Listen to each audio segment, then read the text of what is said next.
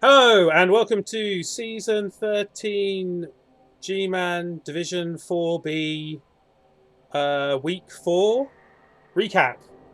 Hey, with Spoon 777. Say hello, Spoon. Hello, Spoon. And also a special guest, Callum, who's actually in game. Project Angel. Hello. Cool. How are you? Um, Pretty good, thanks. How are you? Flustered as usual. Clearly. So, how long have you been playing Blood Bowl for? I'm on and off for the last few years. I've never played the game before Blood Bowl 2, so this has been my introduction to like the whole universe of Warhammer generally. Mm-hmm. But yeah, on and off for like 3-4 years. Then like last season I did ramp up the season before that, and then joined last season. So that's my first league like that I've joined. So before that, you just played like Col and CCL and stuff. Yeah, just like the ladder, spin ladder, in game. Yeah.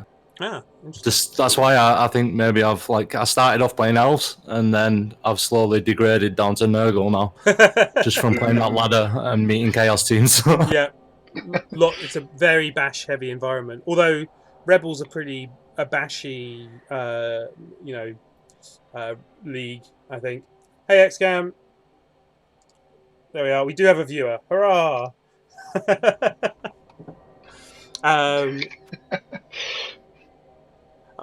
Completely sidetracked by the viewer.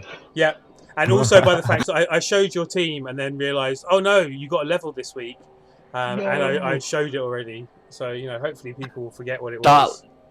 That level quite possibly could have cost me a draw in that match. Because I ran the Nurgle warrior all the way up the pitch. Let's save it for that because actually, so one of the 3 games. So first of all, I need to apologise to people who are watching that. I haven't actually watched all the games this week, and I've only got clips from 3 of the games. Your game was one of them. So nice.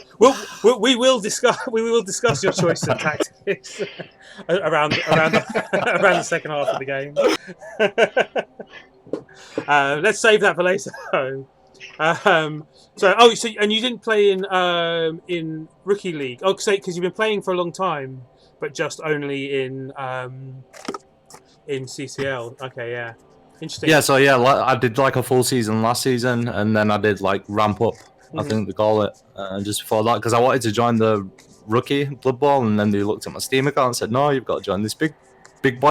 So I was like, "Okay, let's do it."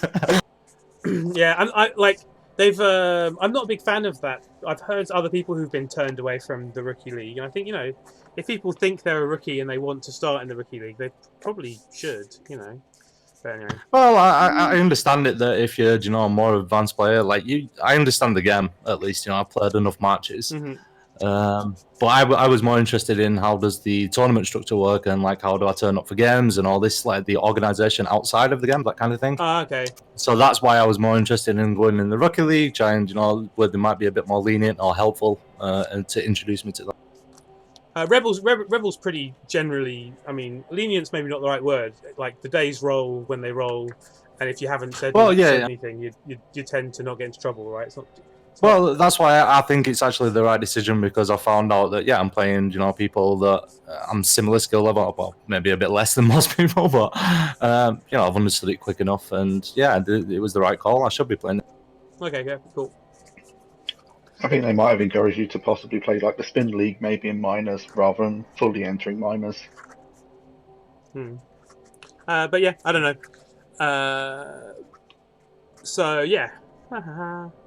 Oh, XM says, I'm sure there are players who would join to beat the heck out of new players. That's the issue. Yep. Okay. All right. Anyway. I think that's the worry. That's the worry. Rather than the issue. No, or even people joining the rookie league to get an easy head start for their rebel team type thing.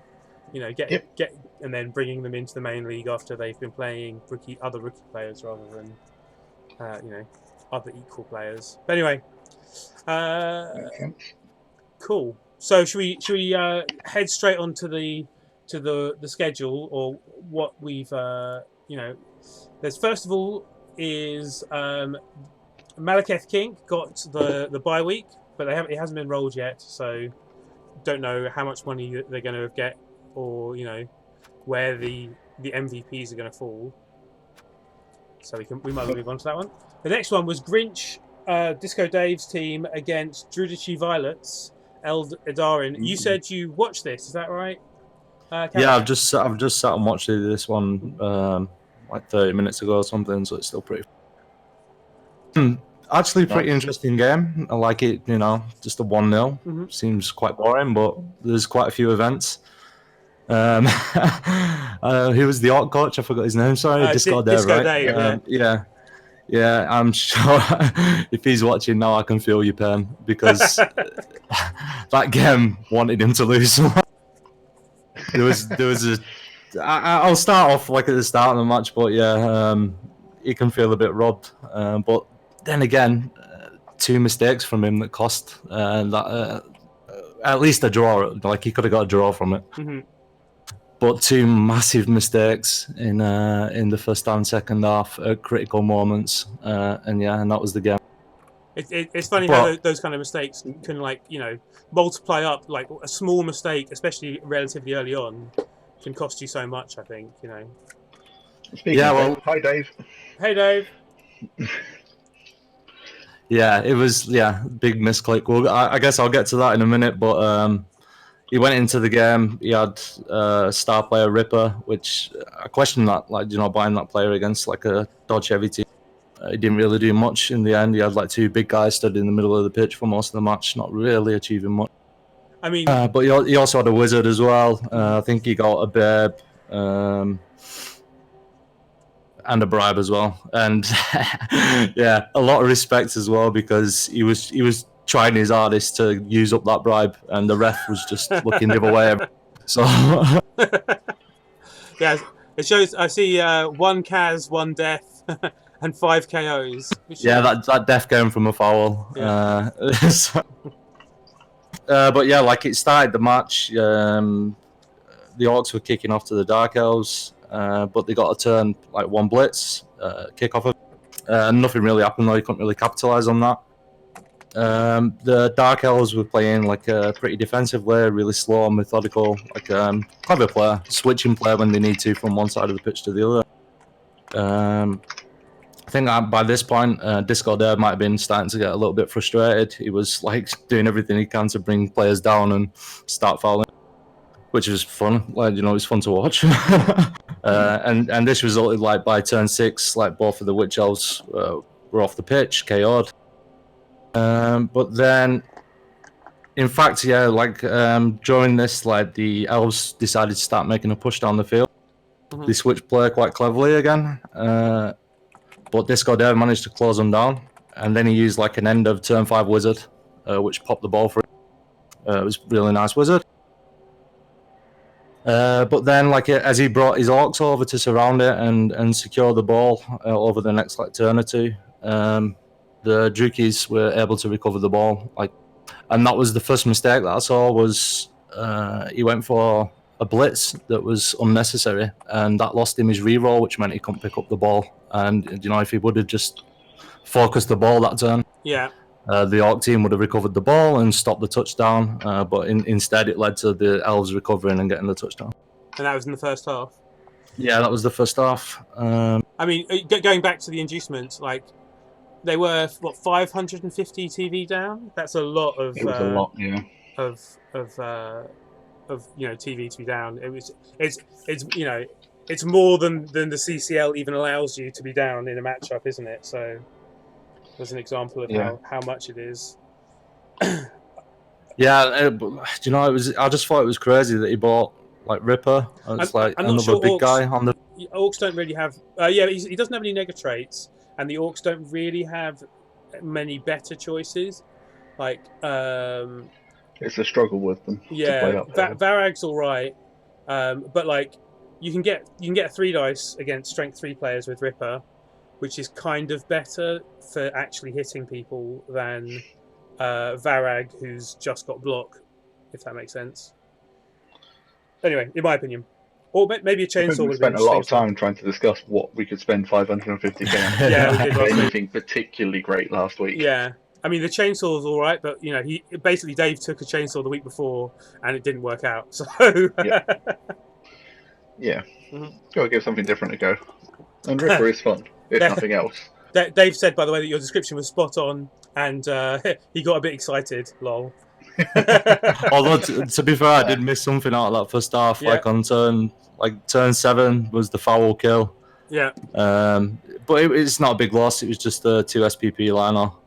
So I don't imagine that'll be a big loss for the Dark. And did they then have their turn 8 there was MNG as well for Wrestle Dodge lineman. So the Dark Elves will be probably missing that player next week. I'll be upset to be missing it at least. Yeah. That brings them down to 11 players as well. So, yeah. And the second half?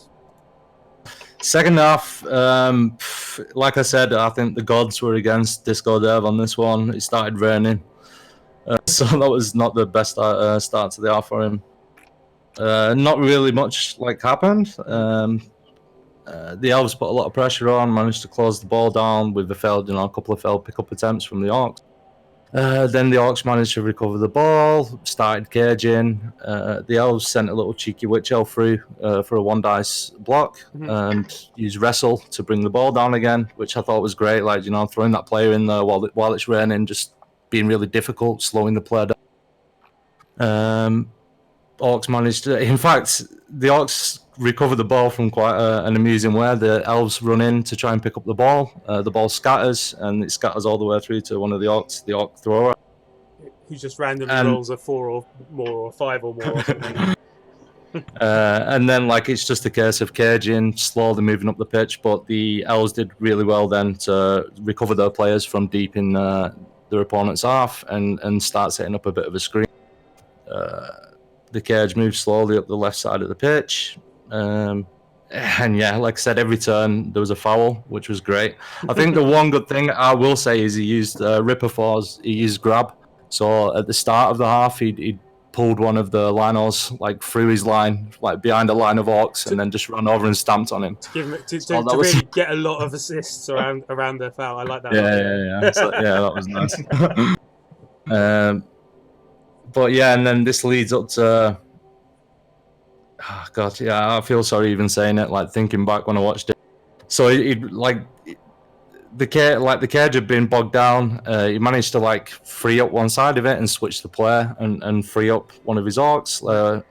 2 of his Orcs, should say. One of them an Agi 4. He moves up the right hand side of the pitch and then clicks back on his cage and clicks again and throws the ball and totally fails the throw. And this was turn 15. Oh, no. So it's this huge misclick.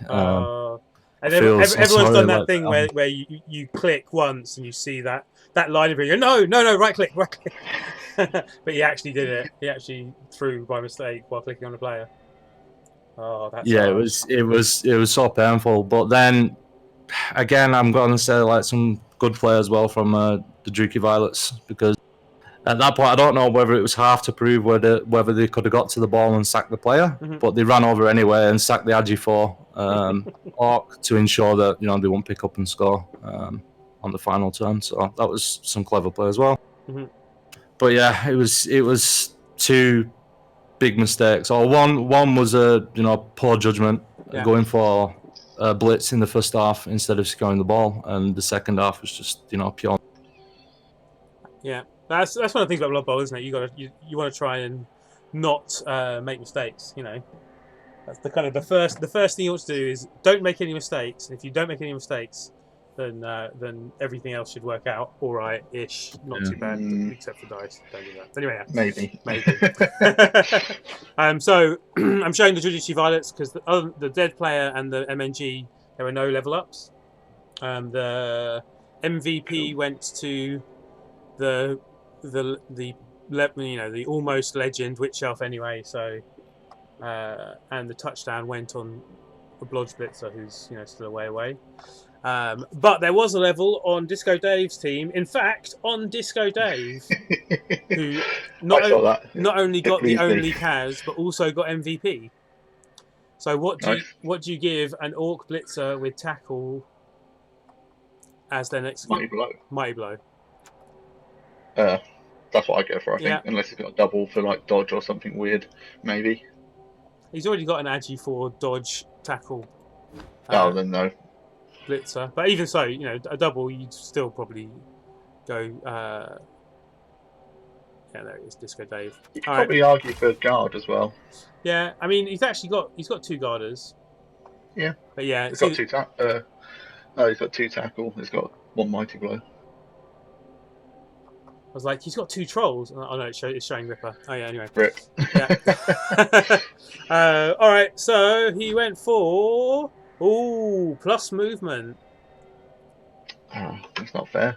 Which is not part of the game. We only guess normals. Yeah, which is but obviously that's a great level up. Orcs are horrifically slow. Yeah, I'll have him get to those. Yeah, it's a good little sweeper. Keep him in defense. It's a good choice, isn't it? That extra move. Trying for an agi movement team. As Orcs, you'll be doing well. He's already got 2+ agi, and he made now plus move. He made 2 more passes than the elves made in that game. Oh no, he didn't. He made double the passes that the elves made, because he made 2 passes. The thrower through, I assume, to the agi player were there vanity passes in this game? Was that what that was? But yeah, trying to level up the agi player.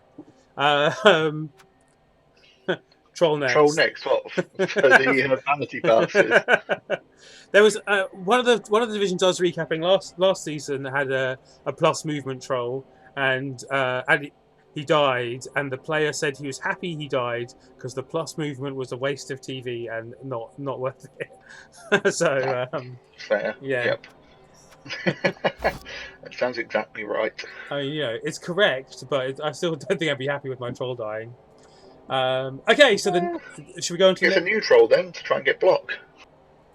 Yeah, exactly. That is what I said. Recycling players is a great way of getting a double, right? Yep. So the next game is your game, Callum. So do you... Oh god. It was a fun match. Goblins. Yeah, goblins. I do have a few clips from this. Oh wait, no. We before that, there's the predictions thing. Where are we? Let's put all the. I need. You're using one box for everything, which is much more sensible than my 20 different text boxes that I have to all turn on one at a time, and also that they don't look quite the same and they're all slightly all over the place. I might fix that one day, but don't hold your breath. One day. If we get on 5 minutes or 10 minutes before, I'll try and remind you, but I will probably forget. Yeah. Okay, and this week you predicted that the admin game would be won by the admin team, and everyone else went for Malekith King. You've already told me that they don't count. Yeah, it doesn't count. I'm not going to give any points for that one anyway. But I just. And I'm probably going to get it wrong anyway. So. You don't have to give points, but you could take points away. Oh no! That seems especially harsh. I didn't sign up for that one. Surprise! I haven't got many points to lose. Yeah, I was about to say. To be fair, we don't want Spoon to be any further behind. That'd be unfair. Yeah. So next, everyone thought Eldarin was going to win that, which is slightly harsh on Flying Turtle. Except for Flying Turtle, who said there'd be a draw. And who I've not added to the list anyway, so he hasn't got any points yet. No. Yeah, so at the moment you're definitely beating Flying Turtle, but I think that might be his first week. Well, this is your third. Is that right? Yeah. You don't need to rub that part in. Third. Yeah. So. Yep. All right. So I will add those points for that game.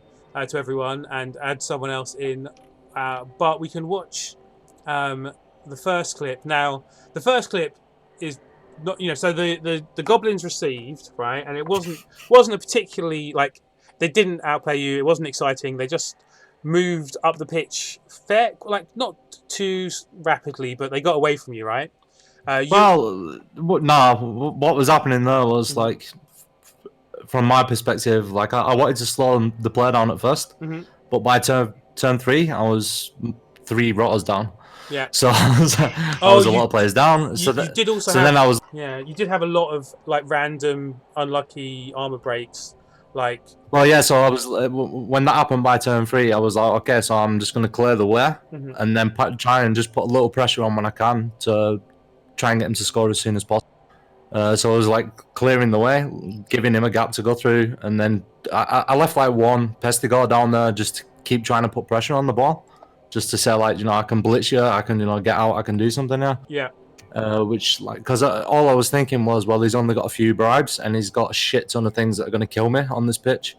So I was just trying to hide as much as possible in that first half, try and get those players sent off, because I knew I'd kick to him as well, so there's going to be like the touchdown and then the second half where these players are going to get sent off. So yeah, I was hoping to score as soon as possible. I was letting it happen, and just trying to keep my players alive.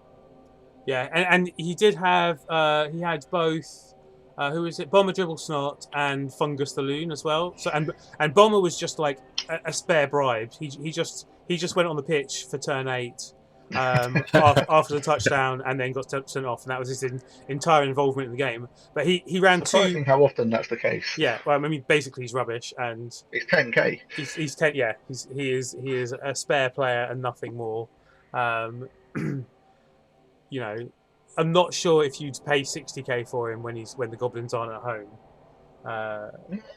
If you're only using him as a bribe, potentially as Goblins, it's still worth. It's more expensive than a bribe. It's more expensive than a Goblin bribe, but as a fourth bribe, if you can afford like 4 bribes is better than 3 bribes, right? Yep.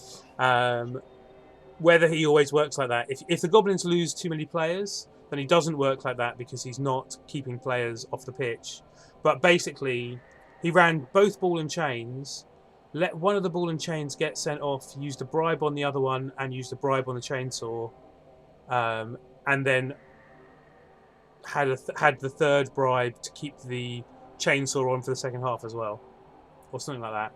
Because solid Goblin work. Yeah, solid. Like, that's one of the most complicated bits of Goblins, is trying to work out who you're going to use your bribes on, and when. But basically, they between the 2 ball and chains going where they wanted to go and blitzing with the piling on troll, who was removing quite a lot of Nurgle players, and I think you stunned yourself with like 1 or 2 GFIs as well, which was... Yeah, I think like one of my players, I was trying to dodge away from a ball and chain and like KO'd him. It was just a rotter, so I thought, I'm not going to re-roll it. Yeah, like, just whatever, and then KO'd, and I was like, oh great.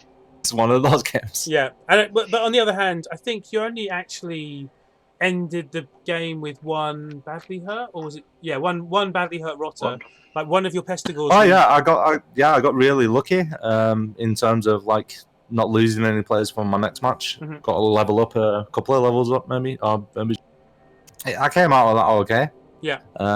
Just a bit niffed like the second half when that started. It was a pitch inversion, and it was like 4 of my players flattened. Okay, let's watch everything. Fell to shit. So before that, this is in the first half, and we can see that one of your Pestigores is in the reserves bench because he's regened. You got two rotters in the KO thing, and that one Kaz rotter is already Kaz'd, and basically the Goblins have run forward already.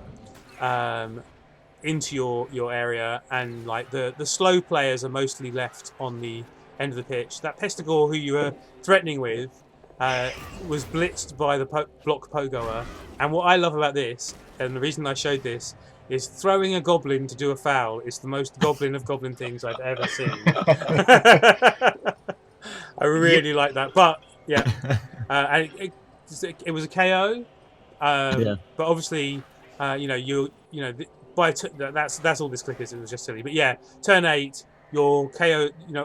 I think, by the second half, all your KOs come back, but then yeah, as you said, the second half begins with the pitch invasion, and it's a really deep kick, and your ball carrier is one of the ones who gets stunned. Now I think this is your choice of play in this turn is bad, if you don't mind me saying. Yeah, it probably was. Like you really should have run one of your Pestigors back. Assume have you played against much goblins before? Yeah, I've played goblins. Yeah, I know they can throw. Like I just saw one of them KO on one of my players. But at this point, to be fair, I just said, "Oh, screw this game. I'm just gonna go and kill something and try and get some SPP." Yeah, because as soon as that happened, I was just like, "Oh." That was going to be my other guess. Was it just what's the word? Tilting a bit, basically. I don't know how that's happened. Every time I've seen a pitch invasion with a fanatic on before, the fanatic always gets it. Yeah. Well, not all. So one, it's still actually. So did he have fame? I think he had the +1, so that's why more of your players got. Yeah, he did. So he had a higher fan factor or rolled better at the beginning of the game. He had +1, so you were rolling 5s and 6s, and he was rolling 6s. So and a pitch invasion is really bad for goblins because ball and chains do leave the pitch if they're knocked over. And I'm carrying on showing the. It was just like a easy dodge through for him now to secure the. And to stand over your player. Accidentally ball and chains his own player. Thankfully, there's fairly standard. Yeah, it's fine so long as it's not all skulls or both downs. Yeah, it's just a problem if you hit the troll by accident normally. Because then it's a 2 hit dice. A goblin, you've got to be really unlucky to get them. Yeah. But it is funny. Really unlucky. Oh, it is funny. Oh yeah, and pals. I guess you can't have pals either. No. Oh, hello, Jimmy G. How are you as well? And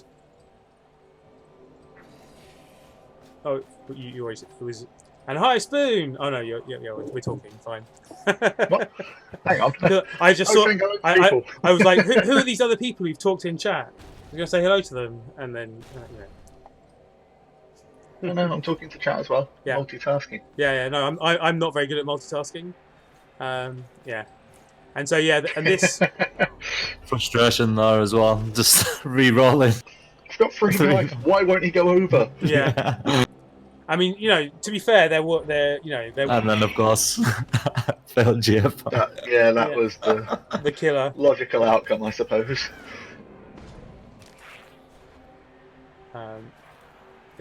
And a safety thrown goblin, although that's a bit dangerous because if that goblin had hit the other goblin, it's a turnover.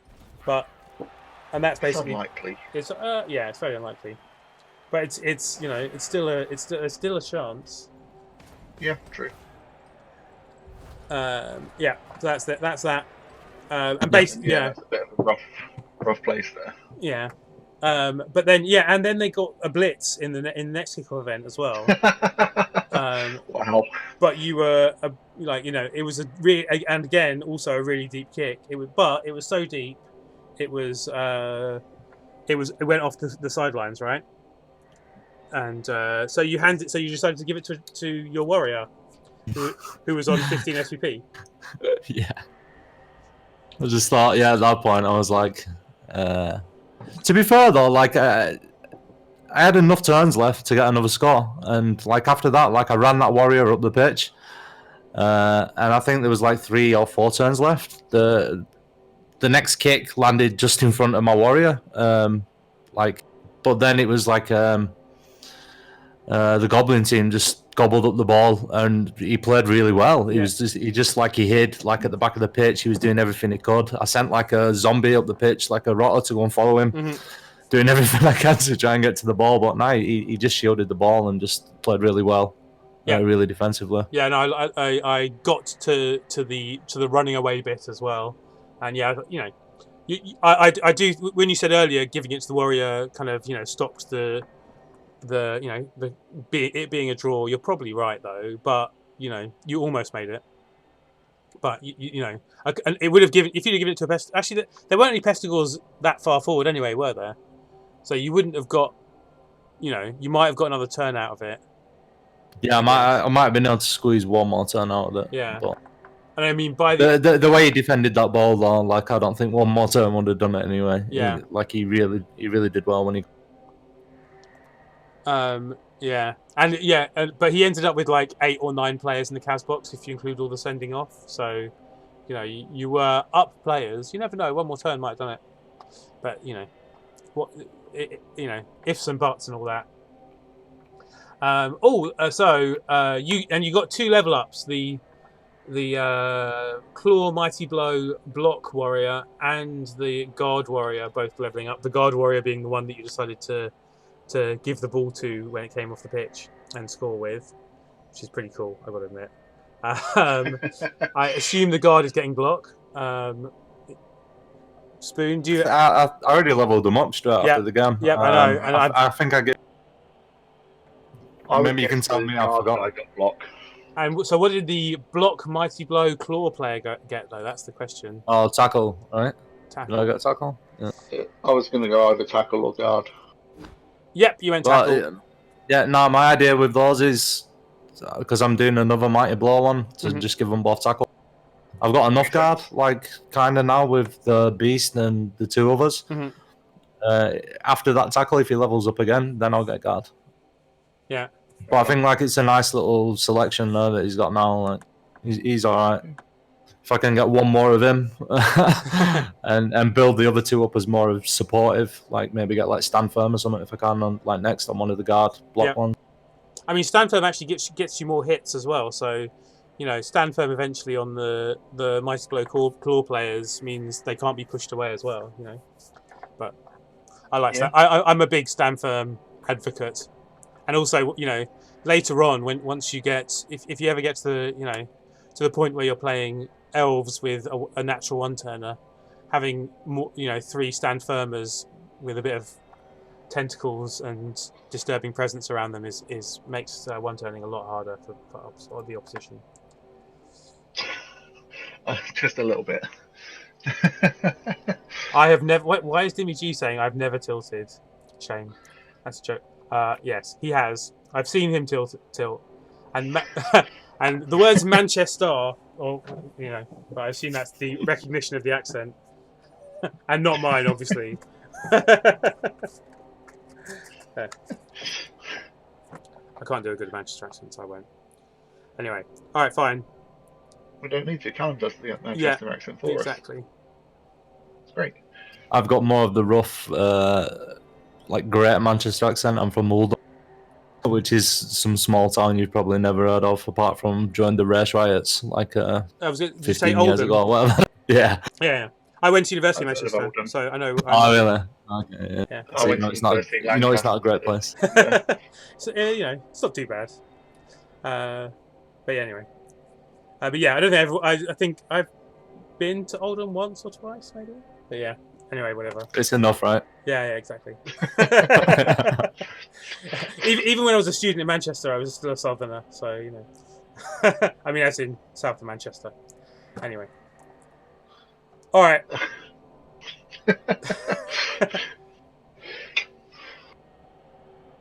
Dimmy's excited enough to say that he's been on a tram in Manchester as well. Excellent.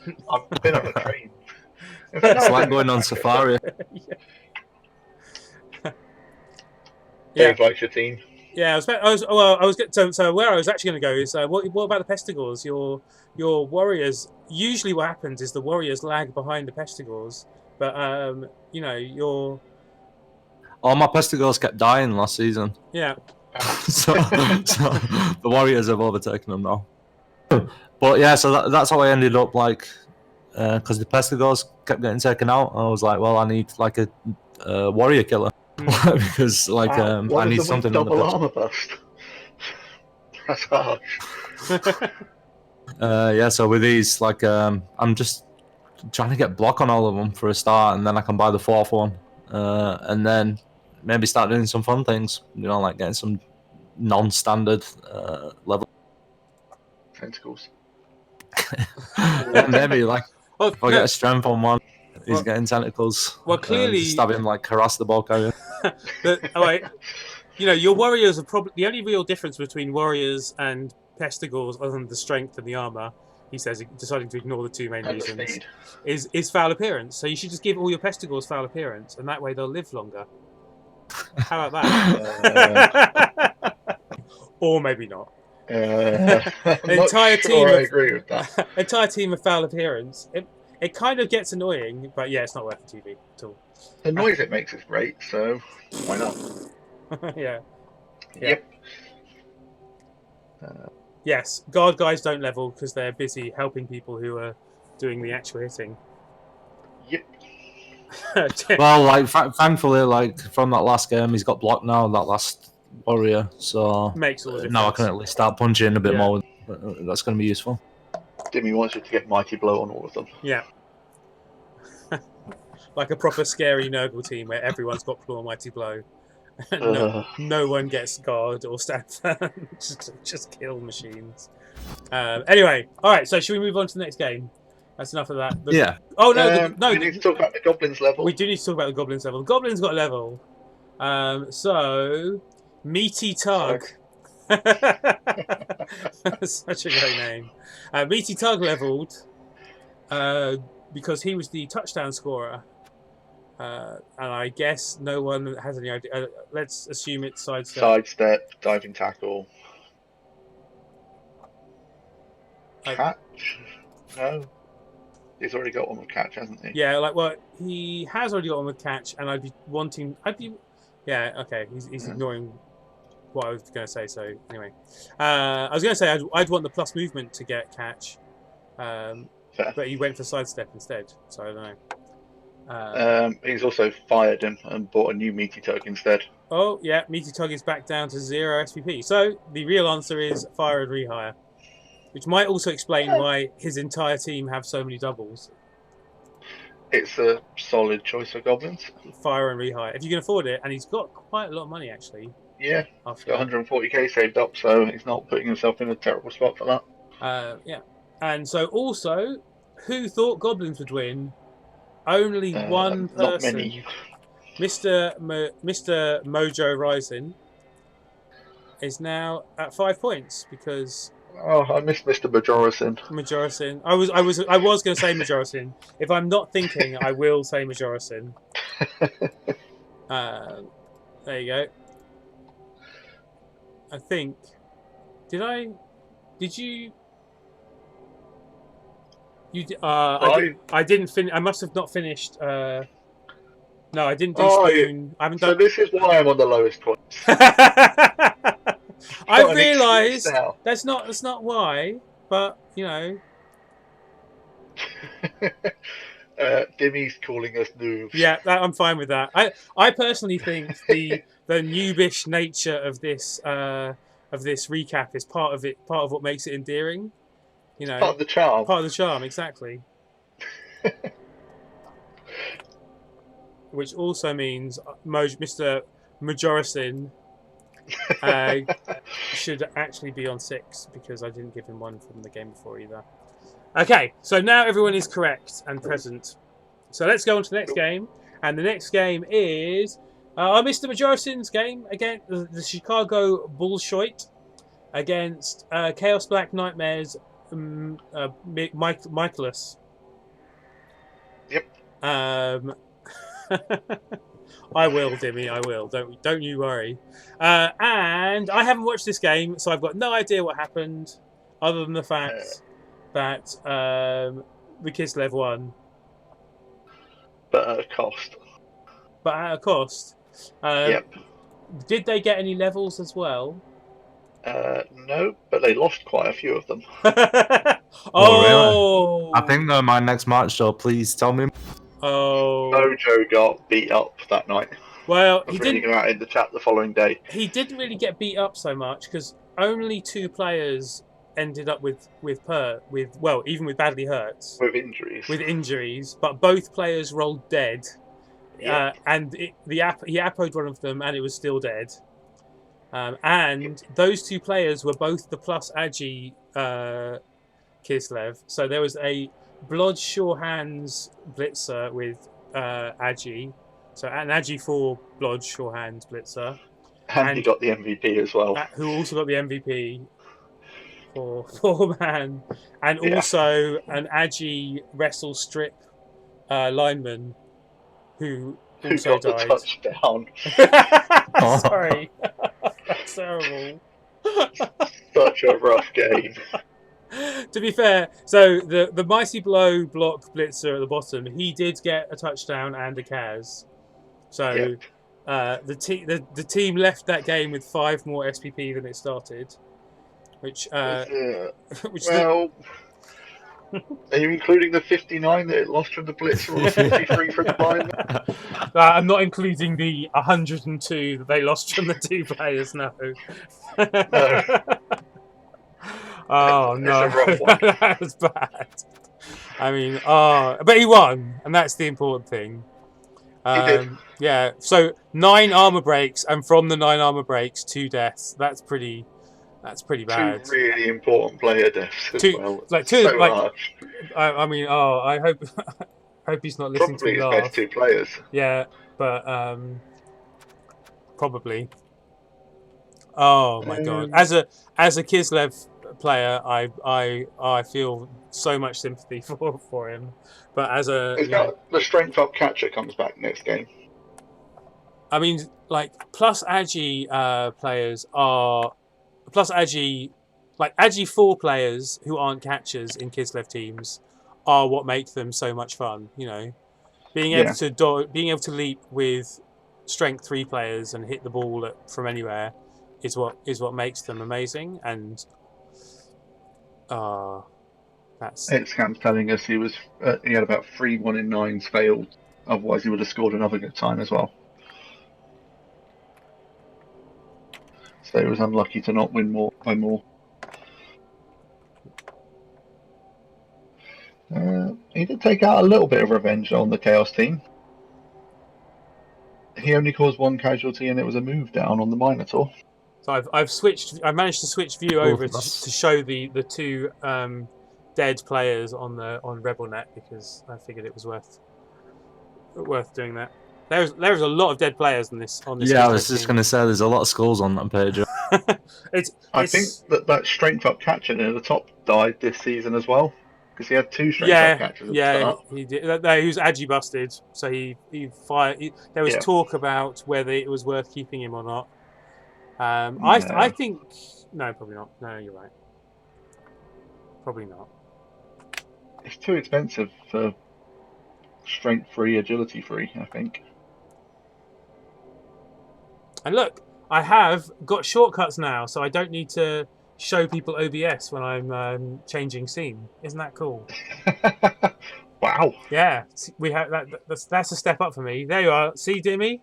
I do improve the stream every so often. Anyway, we have the technology. Yeah. Confusingly though, it's the same shortcut that changes tabs in Firefox. So when I pressed it, it changed to the wrong page in Firefox. Anyway, amazing. You learn a new thing every day. Described as an absolute pro. Excellent. I'm sure that's the word he wants to use. No. Yeah, there we go. Okay, and the Chaos Black Nightmares did take Glue Grip, as we were talking about crazy choices for the inducements that you may get. Oh, I see what you mean about the Chaos team. So the Chaos team did get a level up. Before we look at his team, he got a level up on a Block Warrior, who's also MNG. What do you think he took? Foul appearance. Foul appearance. I haven't seen foul appearance on his team yet. Foul appearance. Okay, yeah, you're right. I think tentacles. Disturbing presence makes them look really cool. I mean, I quite like a lot of the mutation things. So if he's gone for something, the fire coming out of their helmet makes them look awesome. Okay, so looking at the picture, I can tell you that he's not gone for disturbing presence or the other one, foul appearance. I can't see any So flaws. Going for something more normal, maybe Guard or Mighty Blow then? Yeah, I think it's going to be Guard. I think it's going to be boring old Guard or Mighty Blow. Or he's not. Yeah, no, he has taken it. He's gone for Mighty Blow. Yay, a normal skill. That's fair. Um, Solid choice. Solid choice. And also, the Minotaur got movement busted. I'm hoping that he's going to fire a movement 4 Minotaur. I'm not He's sure. not He hasn't really got enough that. to replace him. Yeah, that's what I was thinking. He's not got the money But to replace him with it. like the Chaos team is basically better without the Minotaur anyway, let alone a movement 4 Minotaur. Fire him and you can replace him when you save up some more money. But for now, What is it? Nashrak Blackhoof? Grashnak, Get the yeah. star player, Grashnak. Grash is great. Strength 6. Horns. Blitzing with horns is a 3 dice naturally against strength 3 players. Will he actually be getting that kind of? Oh yeah, he's TV is way down now. He's got the miss next game. The guy that got the levels got a miss next game as well. Huh? Yeah, and also he's only got 3 warriors anyway, so Oh yeah, he's only 2 warriors away from a beast man only team. wow. Which is not that unusual. You know, there's some really good. Also not that good. I talked to HUD about that. So I think HUD is in tier 1 or 2 with a Beastman only team.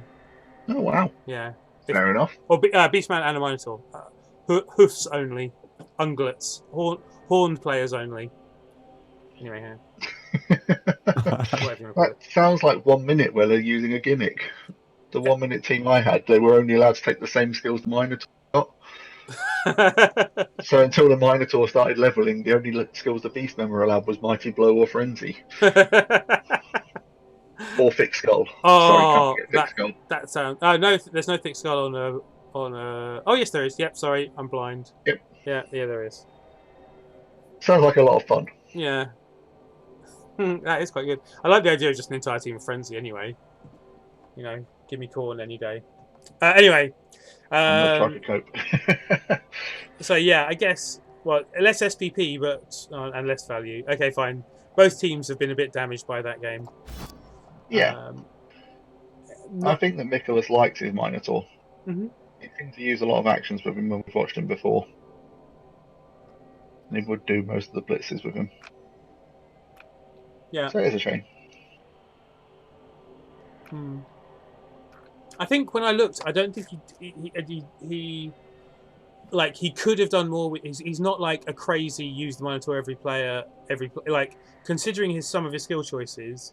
He's not an insane use the Minotaur at all costs player. I think he does it about the right amount. You know, once you spent 160, that's fair enough. or whatever the Minotaur costs, 150. Yeah, he's got Claw and Juggernaut, so yeah, so he's not even that unsafe, and he's does the most damage. I don't think his choice of blitzing with him was bad, and I think he chose not to blitz with him at times where it was a good idea. So I don't think makes sense. Yeah, I've seen players who just all they do is blitz with Minotaur every single turn, even when it's a bad idea, even when it involves GFIs, and it's like that's not a good idea. Anyway. Okay. He'll now be making more GFIs, which is just generally terrible. Yeah, he needs to be replaced. Yeah. Yeah. You don't really want. Yeah, just fired because you don't want to risk getting any SPP on him at any stage. Yeah. It's just worse than it if he gets MVP or something. Yeah. Well, we'll see. I'm sure something interesting will happen. Nicholas likes to keep us guessing as to what's going to happen next. And you've got yep. Yeah, exactly. He went for Mighty Blow just to throw you off the scent and make you think he's going to choose normal things. Foul every time, like, don't know what's going to happen. Don't know what's going to happen. All right. There we go. It's good. Okay, and there were no levels on the Kislev, and I will add the point, like, not everyone went for Mr. Majorison, but I know one person that most didn't. people. No, 2 people didn't. You didn't, and and Flying Turtle went for a draw as well. So it's plausible. Has Flying Turtle gone for a draw all the way down? Maybe. I think he might have done. can't see if you went for the one for. I have my phone, so I can bullies. check.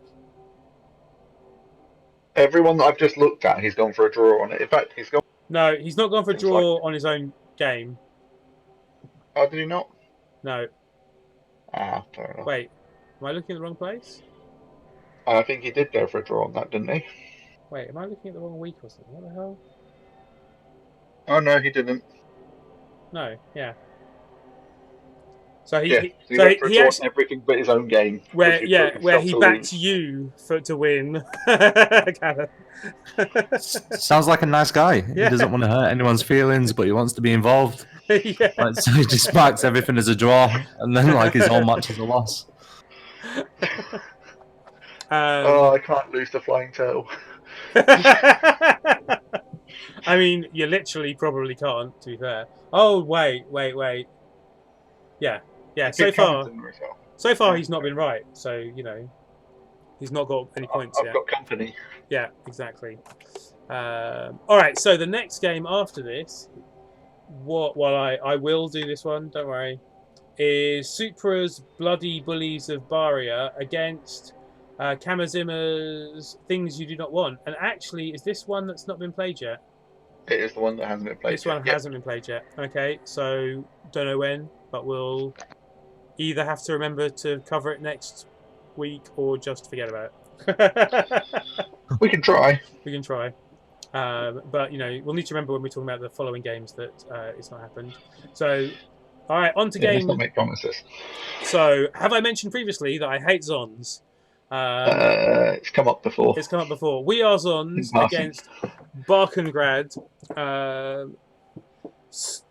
Is basically the reason I hate Zons. There weren't enough pals. No Zons got murdered. It was a 1-0. This is like people who say dwarfs are boring. Oh my god! Okay, so the Zons did defend quite well in the first half. Barkengrad's maybe, I think actually the first. So let's go for the first clip. I think yes, the Barkengrad. I think they got a bit. What's the word? They got spooked and they sprint down the left-hand flank after kind of not having made very much ground in the first 4 turns. I feel like it's almost potatoing. It's effectively potatoing. It seems similar to what Smithy did the previous week. Yeah. We saw a play where they ran down the sideline. Yeah, and it's turn 5. You've got movement 8 players. They don't need to be that far forward, No. And you're basically, if you look at where everyone is, they're quite spread out, which for the Zons is great, and for the Necro is bad. Yeah. So I think they might. They've been tied up quite a lot. Yeah, everyone is. This is Zons are irritating because they're basically like dwarfs who just stand next to all your players, and then instead of having AV9 to not worry about it, they've got Blodge to not worry about it. Yeah. And so they hit the ball. And the ball bounces, next. I say dwarves not having Blodge. There's dwarves with Blodge in my division. They've got 5 Blodge players. 5? Okay, fine, whatever. I mean, I don't like dwarves that much, but Zons are worse. Anyway, I've actually only got 2 clips, and after they sack the ball, the Necro come back with a hit back. And the ball bounces into the hands of the plus Agi Amazon. And essentially this is like a turn or 2 later, turn 7. I'm starting it at the end of the Necro turn because they take some hits on the ball carrier. Now, I totally don't understand what the Amazons do in their next turn because they basically just try and hit the werewolf. It's turn 7. You've got a chance to push your player. They could use a blitz to push their player out of that surrounding of players. Instead, they use the blitz to hit the werewolf into a follow-up hit, and the follow-up hit could have been used to stop the Agi player from having to make as many dodges. But no, it's just more trying to hit the strength 4 Blodge werewolf. Why? Is that more important than scoring? You could totally, run away with the ball here, and instead, But you could also kill a werewolf. So it's the positive way to look at it. yeah, but look, sometimes that's the most important thing, right? Just to kill something, because it just gives you that satisfaction. Okay. Maybe they really want to claim the bounty on him. Oh, is there a big bounty on him? I guess obviously. $10 to Rebel. Oh, nice. They really want to give Rebel more money. I was always meaning to put the bounty thing onto the stream. Actually, I keep forgetting about that. Yeah. XCam says the Goblin coach picked Kama Zimmer to win in his game as well. Cool. And they're playing tomorrow night. No, the Goblin. When I think he meant. So, tomorrow night is when Kama Zimmer's playing, but I think he mentioned that the Goblin coach picked him to win the week before when they played. Oh, okay. 2 weeks ago. 2 weeks ago, yeah. And I think because of the attempts to hit the wolf, the Necro almost managed to score back. I mean, it's a 75% chance of this pass. No, it's not.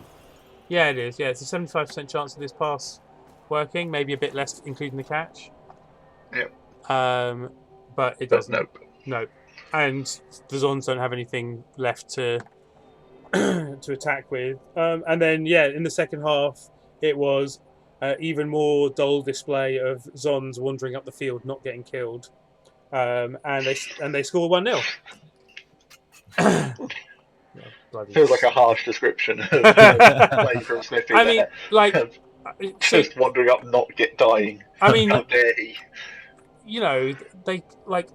They literally won Kaz. Oh no! So they caused the Kaz on the regen AV8 and 9 team against a block zombie, but their team had received 3 KOs in the whole game. Yeah, Barking Guard did not roll many pals. No. There you go. So that's what I mean. It's I don't like Zons, and in that kind of game where you don't roll pals, it sucks. I didn't even look. I didn't need to look at the dice rolls. I just saw there weren't enough. See from that. Yeah, it looks like both teams rolled really low on pals, to be honest. Actually, I mean that's not even that bad. It looks like he didn't get many blocks at all. Was that the? Yeah, the Zons were, well out blocking the. Not that many pals. Seven pals, and 7 armor breaks. So. Yep. That's kind of funny. Must have been. There weren't that many failed dodges from the Zons either. So yeah. Yeah. There's not much you can do against Zons when they refuse to die. That is the problem. I guess he doesn't have any mighty blows, one tackler, so I guess you can't complain that much. But still, and the claw's not going to help too much either. 1-0 to the Zons. He says through gritted teeth. And the Zons What's the story behind this? Why do you hate them so much? Oh, just because of the games like this. Because it literally they are the bashiest. Below, so above a certain point they are non-existent because they just die. But below 1500 TV, they are the most irritating thing to play because they're so cheap. If you look at a team of Zons, it's 13 players and 5 rerolls, and it's still cheaper than, a similar, better team. I mean, a similar other teams because they're so efficient. Everyone having dodge, giving everyone block is just so cheap. They're really obnoxious at tournaments and things as well. Yeah. And added to that is the fact that whenever I play as them, they die in droves. So it's not like I can have the fun of being OP when I'm playing as them. It's only when they're playing against me that they're impossible to play, and then when I'm playing as them, they're also impossible to play because they just die. I just find them really boring. They've all got the same stat line, and yeah. I mean, also the fact everyone in Blood Bowl has to hate someone, right? You gotta pick a race when you start, and it's usually dwarfs or chorfs or chaos or elves or something like that, right? So I went for Zons as my racism. That's fair. Yeah, Disco Dave likes Zons, but he likes Orcs more. And like Zons are like a weirdly bashy team. And I'm actually not a very bashy coach, so that is part of the problem as well. But anyway, yeah, I think saying you wanted to play as Khorne. Khorne. Yeah. You were saying you wanted to play as a Khorne team. Yes.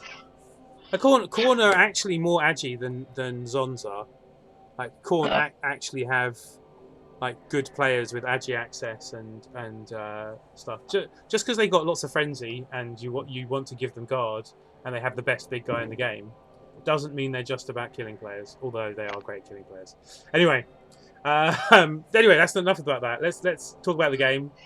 X-Cam's on the Zon hate train as well. Yeah, see, all sensible people. Anyway, the MVP, a Wrestle Blodge linewoman, Rog linewoman. He says not able to talk. I'll level up as well. Got to level up. And also there was a touchdown on a plain Blodge linewoman. I assume the plain Dodge linewoman got block or maybe wrestle. Or dodge. Oh yeah, block or wrestle. But I think he's got enough wrestlers already, but maybe another one. I think the other one needs tackle, doesn't it? Yeah, wrestle. And actually, this team only has their killer as a tackler at the moment.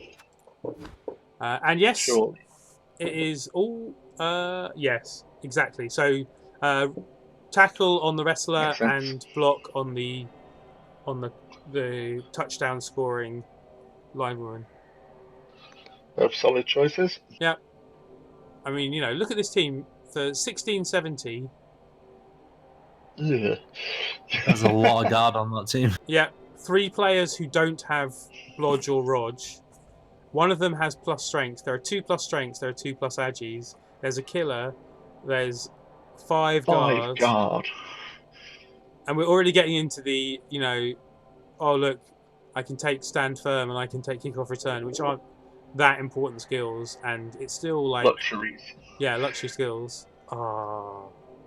In fairness, I think stand firm is the normal second skill that a blitzer takes on them. Yeah, but that's because they've already got literally the 3 best skills in the game. So... Yes. Yeah. That's fair. So anyway, that's enough Zon hatred. There'll be more of it next week. It'll be fine. Yeah, exactly. It comes up every time we review this team. I will not let it go. So Barkengrad got a level as well on a ghoul who was block. the MVP. Wrestle. Yeah. Block. Maybe sure hands, but yeah, block or wrestle, unless they've got Wrestle. a strippable face. Did you say block or wrestle? Or you just said wrestle.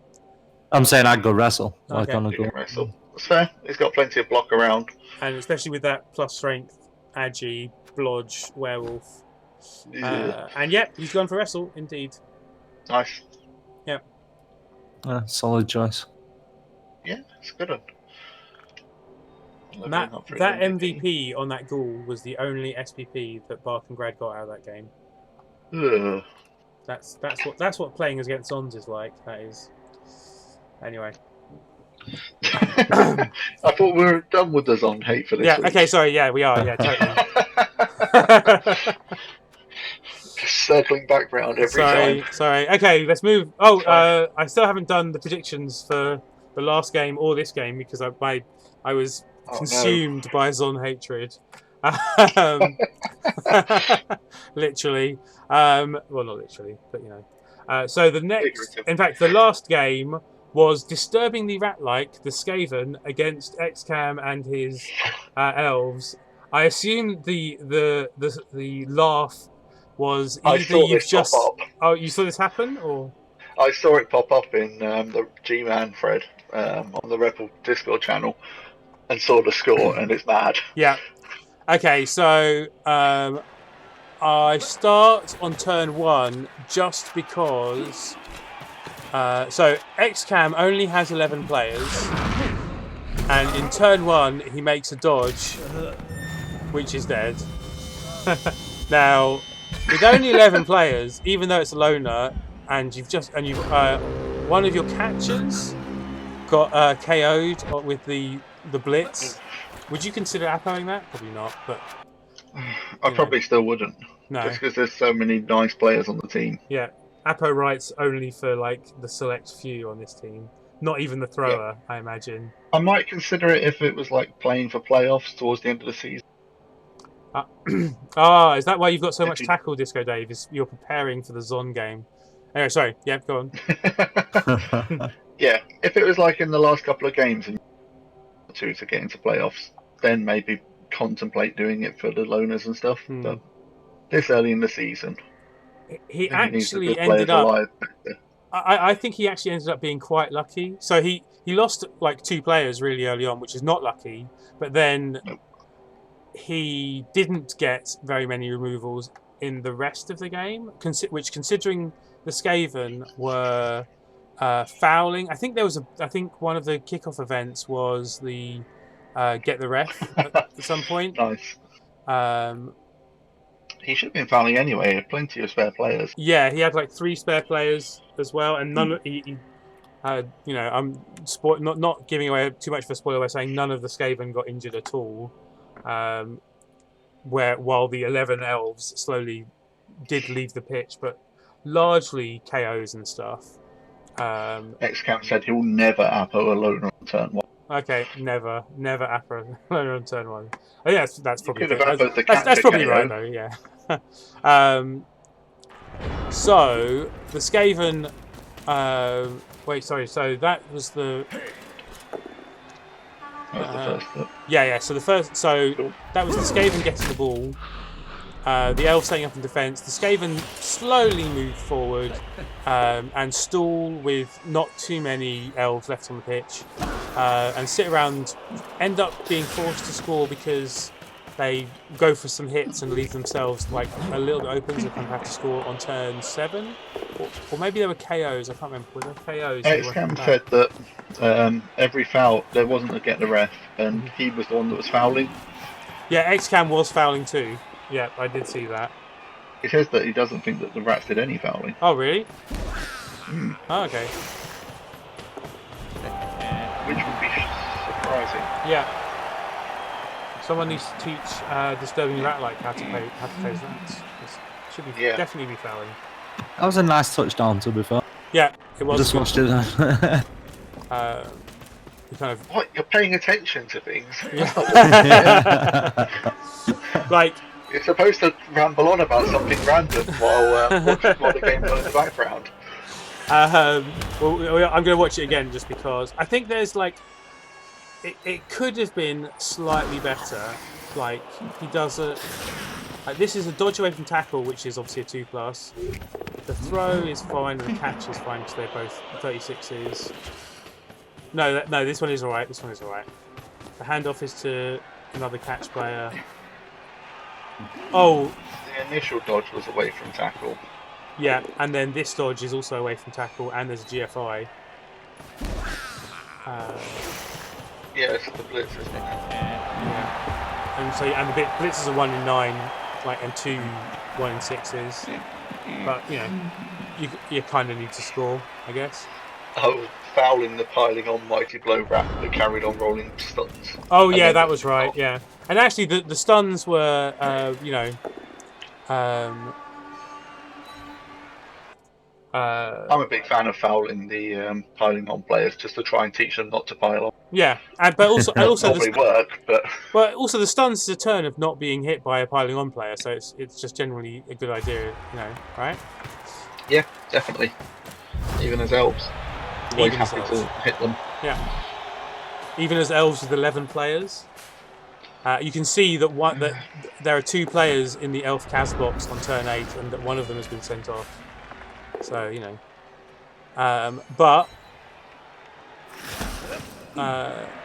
as we can see, it's 1-1 after the Rats scored in their long drive. We saw the Elf 2-turn. And now the Skaven 1-turn.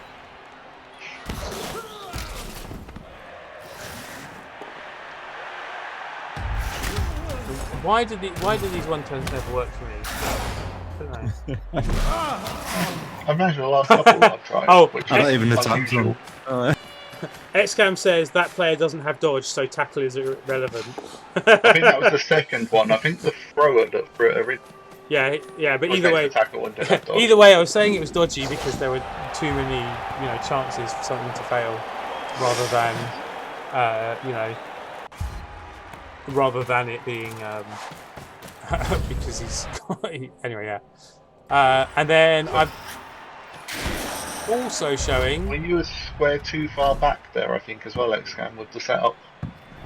A square too far back. With his lining up along the back line. Oh, you're right. Yeah, there's It one could have less been dodge. one further forwards. Yeah, the Rats. So make him do an extra 2+. Yep. Not a huge difference, but might have made a difference.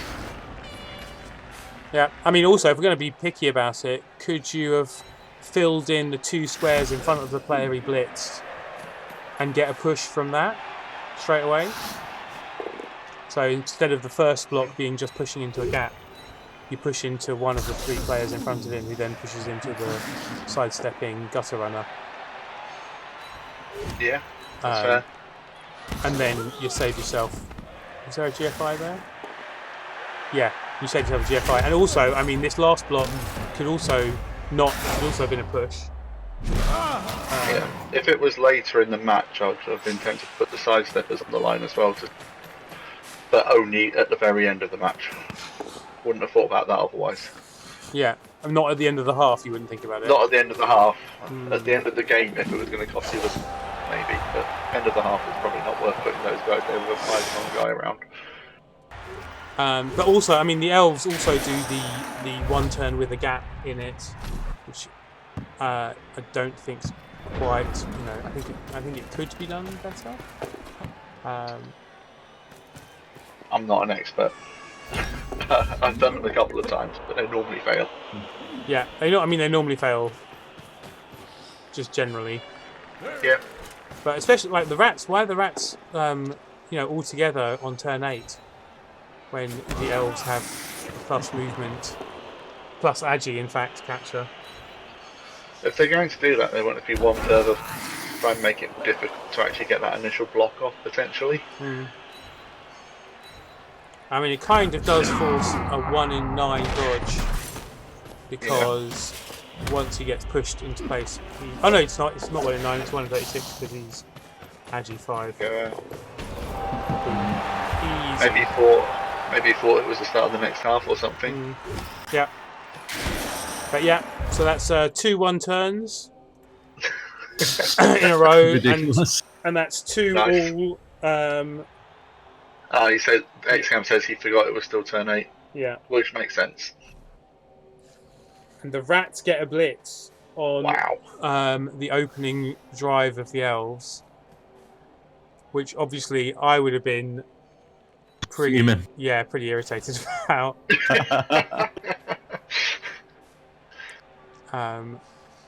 Having said that, okay, so I don't know how long this clip is, but the essentially I know what happens. Rats stand under the ball. Yep, and make a nice little cage. Yep. But Xcam does have a wizard. Yeah. He's also got a strip ball wrestle person right near the ball as well. Yeah. But essentially, is wrestle, or is it just wrestle? I think it's just wrestle. Sorry. Yeah, no, it's just wrestle, and the gutter catches it, but he gets lightning bolted straight away. I think you were leading towards that with the mentioning the wizard part. But it's sad because I mean it could have been even more touchdowns. Well, Xcam could have used that on defense against the Rats if it hadn't been for this blitz. Yeah. So basically, Xcam moves the ball from one end of the pitch, from one side of the pitch, all the way over to the other. Does the same, a similar two-turning that we saw the end of, where he ends up with a sidestepper on the sideline, and then scoring really quickly. Yeah, he committed very heavily. Yeah.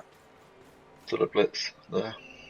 And actually, so one of the things I meant to mention in the previous clip, which was a two-turn, which the Rats ended up in base contact, and a bit like, leaving a based cage. I don't like, if you're going to set up, a defence, you should have, no one of that defence should be based, because it's so easy just to push them. Or, if you're lucky, you'll get power and remove people. So it ended up being 4-all because the Elves scored really quickly, and then the Rats didn't score quite as quickly, but made it 3-all. Quick enough. Quick enough that they thought they were going quick enough that they had like another 4 turns or whatever, maybe 3 turns, wanting to push for it, but the Elves scored again quite rapidly this time again, and the Rats scored really rapidly again. No, another one turner. Am I not able to count? Am I? Anyway, yeah, whatever. It's 4-all, whatever. That is that now. After we've had a few games with not very much in the way of SPP. Yeah, there's gonna be a lot. Yeah. I mean, yeah, the Rats got 4 CAS, 2 completions. No, wait, what? What? No, sorry. Wow. I'm wrong. I was counting the CAS. I was counting the touchdowns as CAS. Only 1 CAS. Damn it. The Elves got 6 completions. Impressive. Yeah. And both teams got at least 2 levels. So there's the week so far. There's Bloody Bullies of Varia having not played yet. Tomorrow, I think someone said, right? Yep. XCAM told us it's tomorrow. XCAM said tomorrow. So, and everyone's taken their levels. What did Grendrake try? What did Grendrake take for his Wrestle Gutter Runner, who scored 2 touchdowns? If he's going to wrestle, maybe Dauntless? Interestingly. He went. One of his other. He does have 2 wrestlers. Oh, he's got the other one. The other one's got a strip ball as well, so probably Dauntless on the other one. Well, I would have thought tackle. Tackle, yeah. Yeah, I was thinking tackle. But I'm really boring like that, so. He's got 2 tackle already. Yeah, but you want, the rest. One won't hurt. The wrestle gutters are there to strip the ball, aren't they? So you want tackle, wrestle, strip ball in some order or another. Maybe Dauntless as well is good, but tackle and wrestle. I think Dauntless on the other one has already got strip ball, and then tackle on that one with wrestle. Okay, so Dauntless on the one that's got wrestle, strip, and tackle on the one who's only got wrestle. So it was they've got nothing exciting. Nothing exciting. Well, they did get something exciting. Wow. So clearly, as a prize for getting so many 1 turns, he's been given plus movement Gutter Runner. As a reward for already being able to do 1 turns, we'll just make it a bit. Yeah. That seems fair. Yep, indeed. Although he does have strip ball already, so he's kind of going to have to play with him and use him, right? Or is he going to just, I don't know. I don't think he can afford to leave that one sat on the side. It's already leveled up too much. Yeah, I think he should use him still. Yeah, I think so too. And just having the movement 10 is fine. Yeah, movement 10 is fine. Such a could be better. Yeah. All right, and so there were 3 levels on the Elves. Yep. The strong arm dodge thrower. I'd like to see accurate there. You'd like to see accurate. just because it's fun. If he's being sensible, it's probably block. But accurate is fun.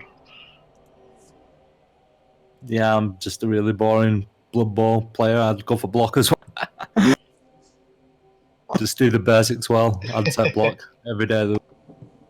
I mean, the fact he went for strong arm and then dodge makes me think he's going to go accurate. But I'd rather have block, keep him alive. I think block is definitely the more sensible choice and better on defense. But accurate means that you can do a long bomb on a 3+. Oh, and I only just noticed that he fired the niggled. Did he fire the niggled blitzer? I don't know. Actually, maybe he was out for this game. Missed next game? Did he miss next game last game? Okay, no. The Agi Blodge blitzer got a touchdown and the MVP to level again. What do you give a plus Agi Blodge step? Tackle? Yep. This team does need tackle desperately. I'd give it tackle and then go leap the level after. That's what I did with my blitzer leveled. You got Agi first, then dodge, then tackle, because then he can do something when he leaps. Blodge step to me screams diving tackle. So he's got Agi 5. Yeah, I guess you don't want him on the floor. If he goes on the floor, someone's going to step on him.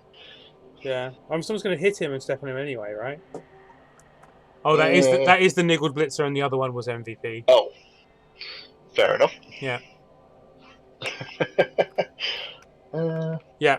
Too many, and we missed Disco Dave mentioning that there's too many rats on this rat team. If he's not fouling, Disco Dave is definitely correct. Yeah. Yeah, that's true. Although I'm sure there won't be too many of them in the future. And so the last one is just a boring old lineman, who I assume will get dodge. Dodge or block. Actually, yeah, this team needs more block anyway. Yeah. So, or what did he wrestle if he's going on the line to annoy people? He went for tackle. Oh yeah, and the non-niggled blitzer also has tackled, so that's 2 blodge step plus Agi tackle blitzers. Oh, that's going to be nice. He did go for accurate on the thrower. So much fun. And he has another player who has not rolled the normal for the lineman. He has rolled double. Which is guard. So guard, yeah.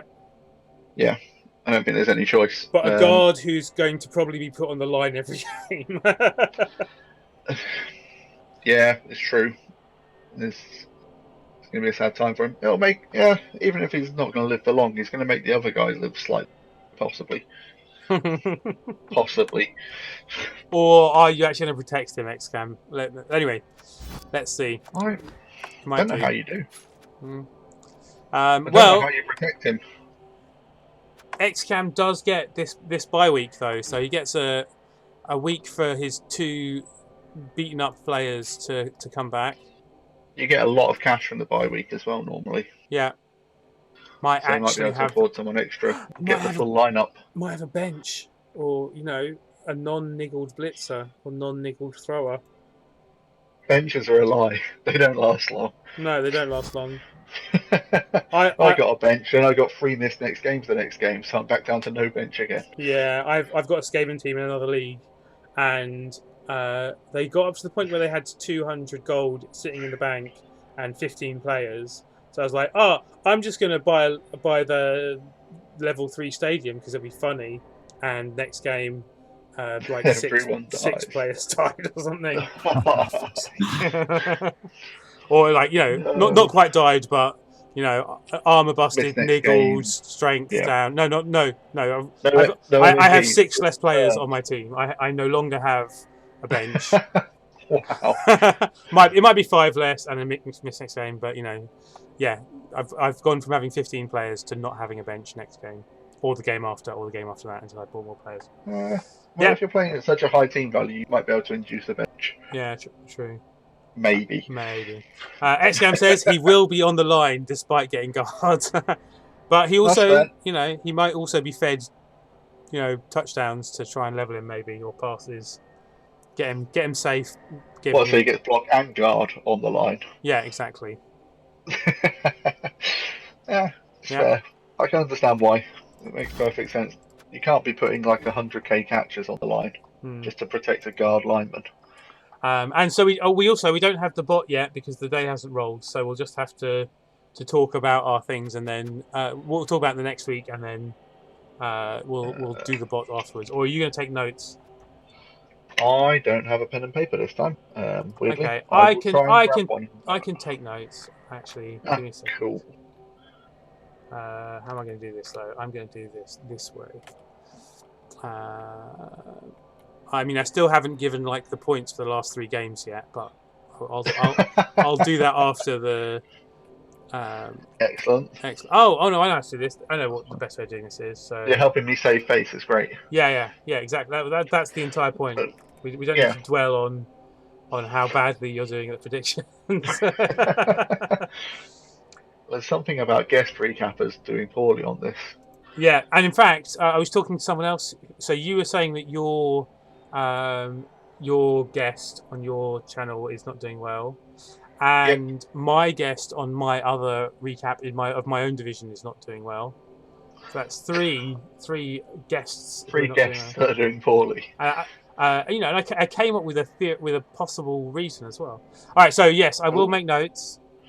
You don't have to stick to them, but I'll try to. Okay. And we're all going for XCAM for that first one. All right. So the next game is Barkengrad against Disturbingly Rat-like. The recently 4-2 Disturbingly Rat-like against the 1-0 loss Barkengrad. Okay. Actually, so Disturbingly Rat-like have only actually managed 1 win so far and 3 draws. That's the most drawy rat team I've ever seen. And they will be getting enough TV inducements for a wizard. Always exciting. They got a full team, right? They still got a full team of 13 players. Do you want to go first? Because part of the reason I think or Callum, do you want to go first? Yeah. What do you think? So the Skaven. You think the Skaven? Yeah, Skaven. Yeah. There's no wizard there, is there? Barkengrad versus Rat-like. There's only like 40k difference. Wait a second. I might have been looking at. What was I looking at then? I must have just been misreading them. Yeah, there's definitely no wizard there. Where was I seeing? Okay, fine. Yes, whatever. No, you're right. There is no wizard. I was lying. In fact, Barkengrad is. Oh, I know where I was. No idea. No, I don't know where I was. I was just misreading it. All right. So, in fact, the Rats have a higher TV by 40 than Barkengrad. They've both got full teams coming into it. Yep. 40k inducements, so Barkengrad might get themselves a babe, maybe. They've got 130k, they can afford the babe for the 10k. Again, Barkengrad facing an AV17 with no Mighty Blow. So, I'm going to go... Go on then, you go first. Yeah? Oh, I was going to say they might do slightly better because without the tackle this time. Whereas the Rats might struggle with the gutters. Yeah. I'm going to go for a draw. Okay. They've both got form. Yep, they do both have form for a draw.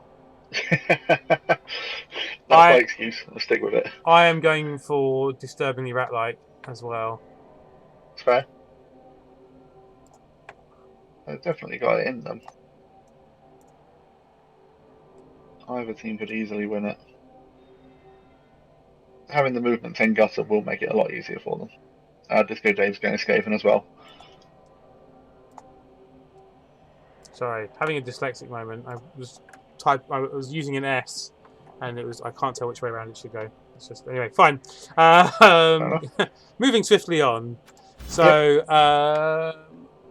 next Khemri versus Amazons. Khemri after a bye week against Amazons. Khemri have still got to play the game, haven't they? They're playing tomorrow. Oh no, they're not a bye week. They haven't played their game yet. Yeah. They're playing Vampires, so we don't know what's going to happen to them yet. But Vampires are not really the bashiest of opponents. No, not really. This team, the Khemri, Khemri are pretty bashy. Yeah, they do have a mighty blow piling on tackle blitzer. Every week when you open this team and look at it, I just think of how scary it looks, and I've still got to play them. And they're just getting worse and worse. You're playing as Nurgle. You're not allowed to complain about other teams for bashing this. If you see my Nurgle team, look at this team. It's ridiculous. Is he saving up for a level 4 stadium? No, he got given loads of money last game, didn't he? But he hasn't spent. I don't think he's logged in to spend it yet. Okay, so he probably will spend it before the game. I'm hoping he'll spend some of it before the game. Or he's saving up for the level 4 stadium, which would be awesome. But it would be a power move. It would be a power move. But at the moment, he's adding 170 TV to his TV, so he should be. Did we figure out whether he can afford it already or whether he needs to save up again? I think whoever said it's 400, it's. I think it was 400. I think we agreed. It is 400,000. I remembered afterwards that it's a double jump. So it's 100 for level 2, 200 for level 3, and then 400 for level 4. If he is saving up for the level 4 stadium, then I do hope that he gets a sponsor at least. So that he's at least advertising something. Yes, sure. Yeah. Look, things don't have to make sense. Since when did they have to make sense? No, you're correct. They don't. That's a great thing to say. Yes, you should. Everyone should take sponsors. So what is it? 1790 if he doesn't have that stupid pile of cash he's sitting on. So the Zons either get a bribe. I mean, they can afford to make it a wizard, can't they? Got 120k. They could scum a wizard. Yeah, I think they probably would. They probably will. Yeah. The way you said that was such venom. You probably will. Yeah. I don't like wizards being scummed because it normally happens against my elves. The high value. If someone's dirty enough to scum a wizard, they're dirty enough to play Amazons. So you know. Would come circle back round to Amazon. Hey, yeah, that's what I assumed he meant was me going. Yeah, no, exactly. Yeah. That's exactly what I meant. Yeah. The way that you were saying about the Zons with that much with that much money, he's gonna scum because he's a Zon coach. dirty Zon coach. Amazing. Yeah. If he can roll pals, he's gonna make mincemeat of the Amazons. I mean, even without pals, 16 of his blocks are probably going to be tackle, mighty blow, piling on. Yeah. I mean, like we were talking about the Zons being low TV, and like Khemri are pretty cheap. They pay for it by having Agi 2, but you know, or Agi 3 in this case. In one Agi, you know, it's Agi up. Yeah. Still paying for the Agi up, but yeah, it's true. I still really like this team. Yes, well, it's a very nice team. I look forward to seeing them play, having had their bye week already. I very much look forward to them murdering a lot of Zons in the next game, and don't really care what the result is, just so long as they kill Zons. But anyway, who are we expecting to actually win, though? That's the question. I want the Khemri to win. You want the Khemri? I'll vote Khemri. You're going to vote Khemri? Yep. Luke? No, Luke? Did I say Luke? Callum, sorry. What? Where you got Luke from? Don't know. Don't ask me. Apparently, I'm very tired now. So fair. Yeah. I'm gonna say like Amazons will win and they'll outbash the Khemri. just to irritate me. Well, obviously, I'm going to vote for Khemri as well. You just want to hear us complaining on the next one. Amazon's doing Amazon things again. I mean, in the last game it makes sense, but in this game, if that happens, I'll be livid. Unless he actually keeps the 320 TV of bank for the game, in which case it might make a bit more sense.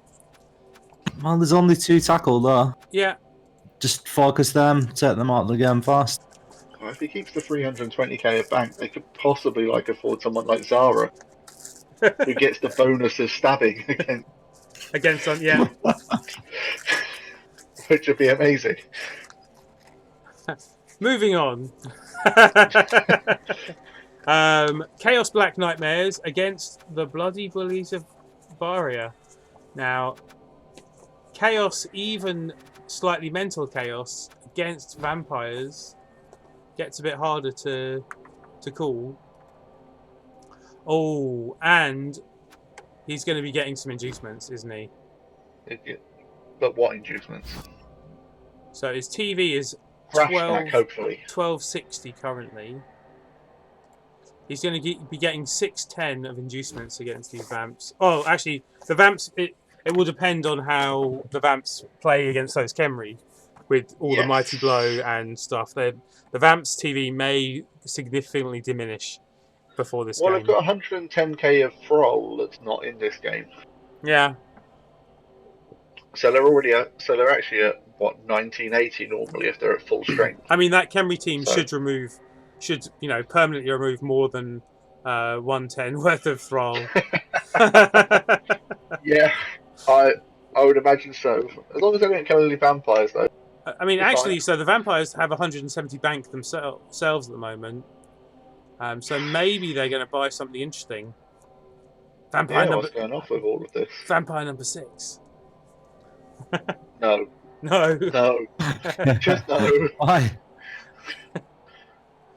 Well, vampires are hard enough to play as it is. If you get to, it's impossible to keep the Thralls on the pitch. 6 is the critical number where you're basically you're probably rolling a vampire. You're probably rolling a bloodlust every turn, right? So that's 16 times you bite a Thrall. Even with rerolls, you're looking at like a good 8 Thralls being bitten. Which when you've only got 5 on the pitch. Yeah. But you get 6 vampires on the pitch. Yeah. I mean, your logic is impeccable, and is the reason that my vampire team is totally going to go to 6 at some point. I like the logical argument that you try and have no more vampires than rerolls where pro counts as a reroll. So on my other team, I've got 4 rerolls and a pro. That's like, it's 5. I still almost. Don't think I'd go up to 6 just because then you've got 6 vampires and 5 Thralls on the pitch. But it doesn't matter because you're getting half as many bloodlusts because you're only activating the ones with pro anyway, and you're trying not to activate the ones who by this point have Bloodstep means they can stand and be in the way and be really annoying, and people aren't going to try and hit the strength 4 Blodge sidestepper in case he just gets somewhere more annoying, right? So that does tend to be the case. You only really need to activate the hitter and then try and keep everyone else as still as possible. Is the plan? Fair enough. But it might work against the Khemri because they don't have much movement. I mean, I'm going to go for the vamps on this one because I do think the problem with Khemri is getting based up and. Oh, we're actually doing it against Chaos. Yeah, I was going to say, are we talking about the match they've still You're right. Yeah, sorry. You're right. I'm being I'm told you I'm tired. Still going vampires anyway. I'm still going vampires. Oh yeah, definitely. Yeah. The vampires will win. All 3 of us go for vampires, even though they've got 600 TV inducements to deal with. I think they're going to get Grash back. I've got no idea what else they're going to take. Maybe like Lord Borak and Grash back, maybe if they've got that much money. No. Oh, actually, yeah, close to it. 610 is almost exactly right, I think. If they don't get if there's no perms that stick on the vampires, they're going to be at like 1900 and something. Yeah. They could get 700k. Yeah. You're right. They could get both Crash and Buckethead. That'd be amazing. I mean, against this amazingly bad potentially, but still fun. Carrying on Lord Buckethead is probably one of the safest things to do against this team because it's not quite as easy to remove the ball from a strength 5 blocker as it is whoever else he carries the ball on. Hexcamp reckons he's taking Loot Grip again. There is past form for that. So yeah, he did take Loot Grip last one game. of the others in Loot Grip. He's taken Loot Grip twice now. Has he? Oh, okay. He took him in the first game. We were confused then as well. Okay. So yeah. Okay. Maybe he takes one of those two, Buckethead or Grashnak, and Loot Grip. I mean, Disco Dave says if you're going to remove thralls, he'll win. But like, actually, Vamps, you know, if he can remove vampires, he'll win easier. Like the old tactic that everyone says is remove thralls so that bloodlust is harder to deal with. In my experience, actually playing like bloodlust doesn't exist is kind of the best way. And then when it goes wrong, you just deal with it later. It's screwed either way. Because you're sitting there waiting for that magic one to happen. It just never happens. Yep. So yeah, we're all going for the vamps, right? Yeah. All right. So the next one is your game, your Nurgle against the now beaten up Kislev. Freshly battered Kislev. I'm feeling a lot more confident after what happened to the team. After Mojo lost all of his players.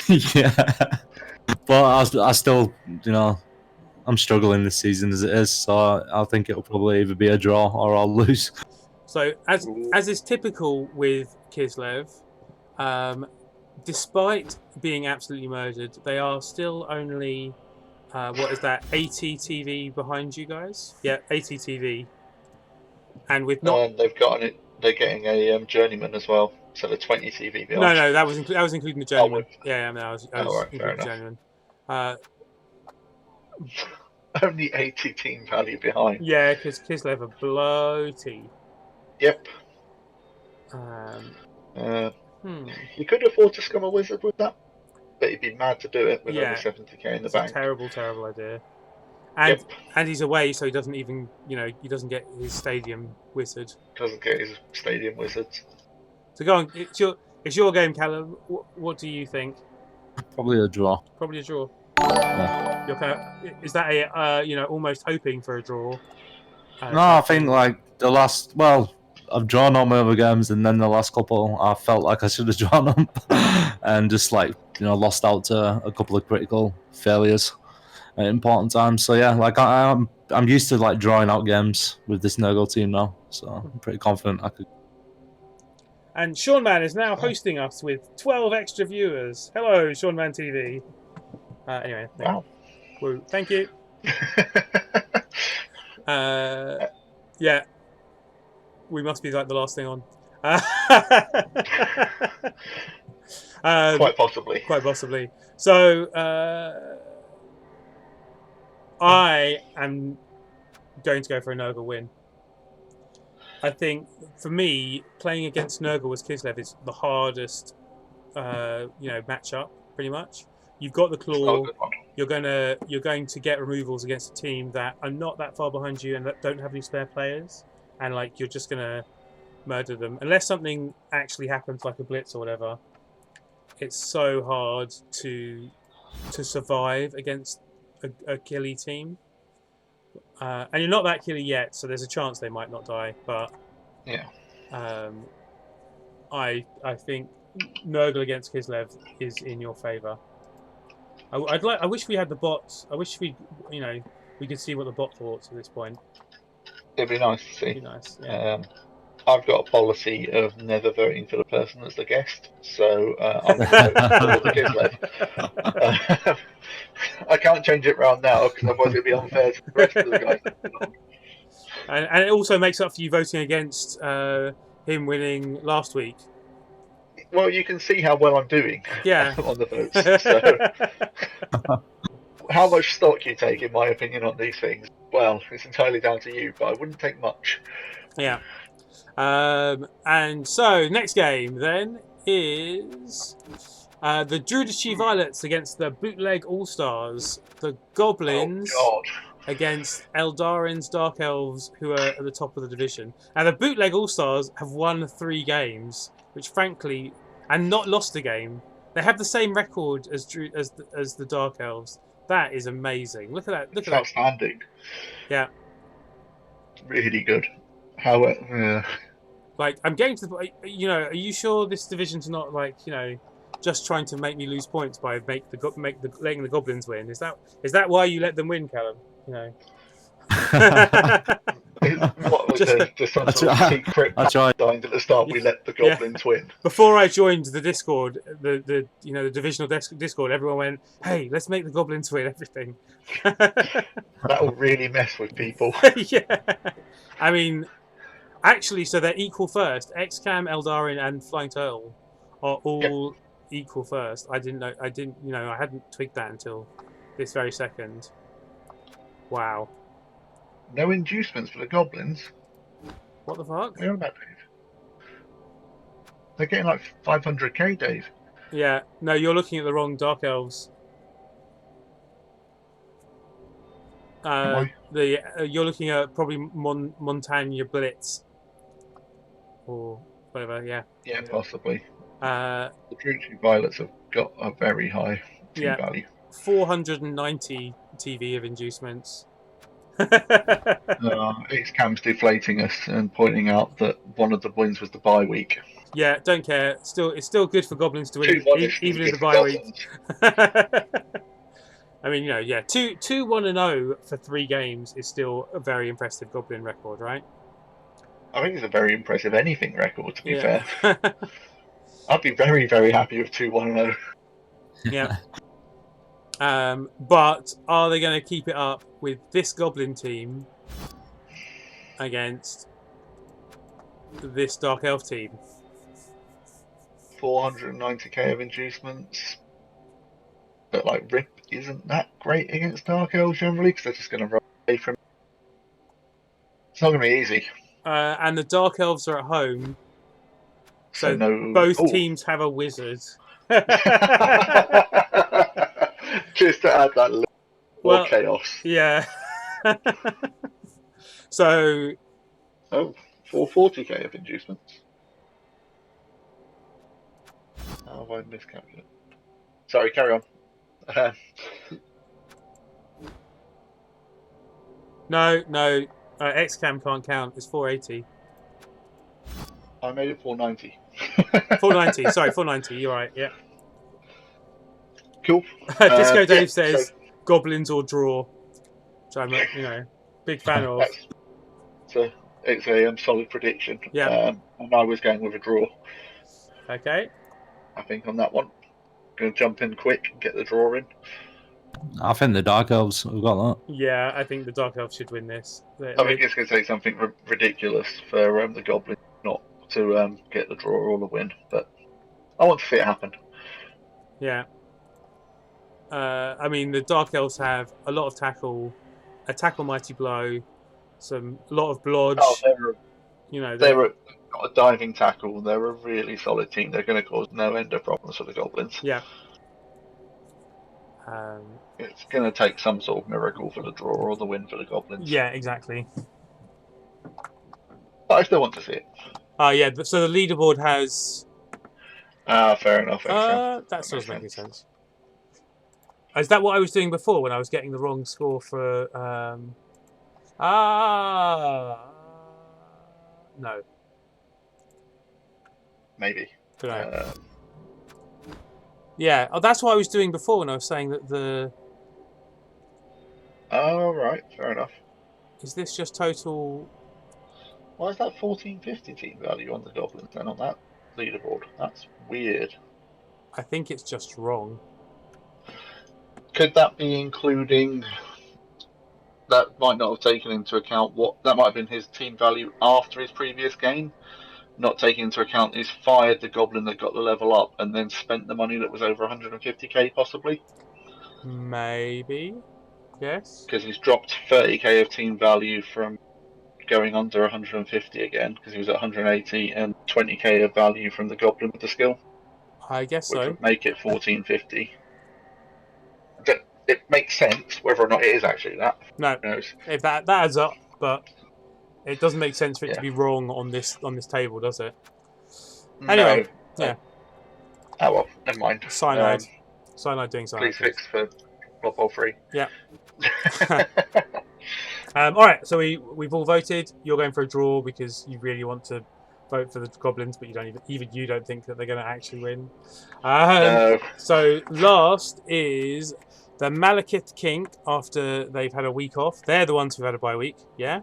Yep. Against Grinch and Disco Dave's team.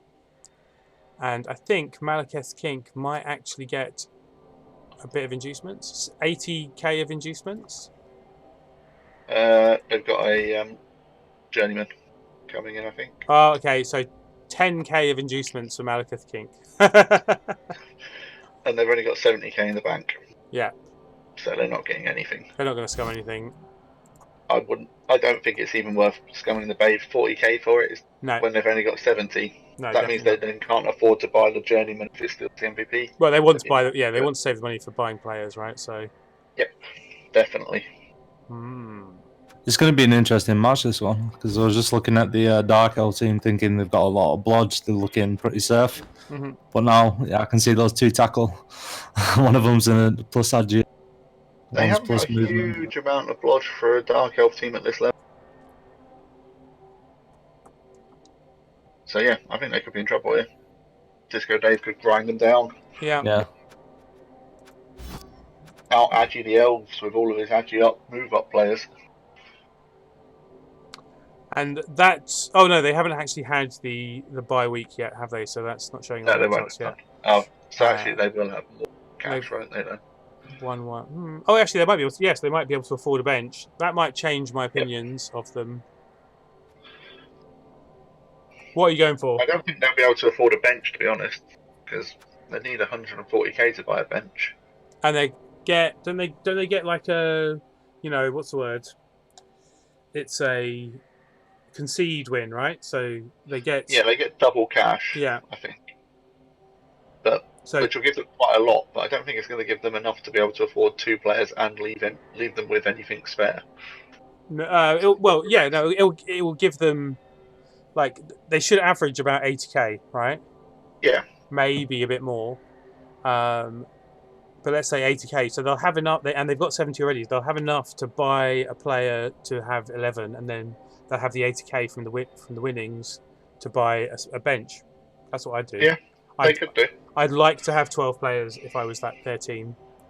They may Fair not, enough. though. And they will, they'll have that money burning a hole in their TV if they don't spend it. If they got just 80k that took them on to 150, I'd probably play this game out first and then consider getting a bench once I go over 150. Just saving the cash to make sure that you could rebuy a Blitzer or a Witch if either of them die. Based upon how it's been going, he's been losing quite a few Blitzers so far. Might not be a bad idea. True. But that might be just being used to all of my elves dying, so I'm constantly planning ahead for how to replace the next one that goes. But who do you think is going to win? I'm going. Oh, sorry. Well, no, you go first, please. Oh, I was going to go for Disco Dave because he's in the chat. I'm also going to go for Disco Dave, but for different reasons. Like, I think the Orc team's got enough tools. Well, I think that Orc team's got enough tools to deal with that Elf team. Like, I think he can win that game. I think he'll grind it out like a 2-1, like chipping away at the Elf team, taking a few players off. I want to see him out elf the elves. I want to see loads of passes, GFIs, all sorts of stuff. Yeah. Well, yeah, I want to see more vanity passes on the Orc side than there are on the Elves again. 2 weeks running, please. I am actually going to go for a draw. That's fair. I think, I actually think it's going to be close. Like, I think this might be the closest game of the week type thing. If there's no rain. If there's no rain. Like, yeah. To be fair, maybe you'll get one game without any rain, Dave. That's right. So last game was rain. The game before that was definitely rain. I'm sure there's been at least 2 games of rain. Well, yeah, the last game was like normally you get a changing weather at some point and the weather brightens up, but no, last game was rain all the way through, wasn't it? I think. Yeah, and then this week it was rain in the second half. Yeah. So maybe one day. Wait a second, Disco Dave, are you from Manchester? Is that? Is it rain joke? Fine. All right, whatever. It went well. Yeah. Hilarious. All right, well that's it, right? I think we've covered all of them. Yep, we have indeed covered all of them. His stadium's in Manchester. His stadium's in Manchester. There we are. That makes a lot of sense. It's just called Burr. I'm not sure how that one works, but fair enough. So, okay, I was going to host to raid Dimmy as he was chatting to us earlier, but more Plovak's on and he's playing his Gman 3B game against. I think we go to more Plovak most weeks. Do we? Is that just a coincidence? Is he? I think it is just coincidence that he happens to be playing at the same time on Tuesdays and Wednesdays. I definitely have. Yeah, you're right. I have hosted him before. Ooh. Yeah. Finney's also on, and he's showing a game against A. And there's also someone else who's doing Red Brawl. But wow, there's loads of people on. It's like, what the hell? There's 26 people streaming Blood Bowl at the moment. Wow.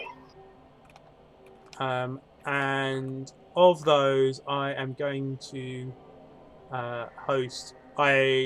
Actually, you're right. I hosted More Playback last time. Can you send everyone over to Keandre's CCLOs? Oh, Keander. Where? Yeah. I can't see Keander. Why can't I I see don't know him? whether he's got his set up to say Blood Bowl or not. Oh, he's not in the Blood Bowl. He's not. What? I am following him though, so I can just click on following instead of. Oh, I don't need to click on. I don't need to do that. I just need to type in raid. Okay, fine. Whatever. I assume it's Kian. There we are. Got it.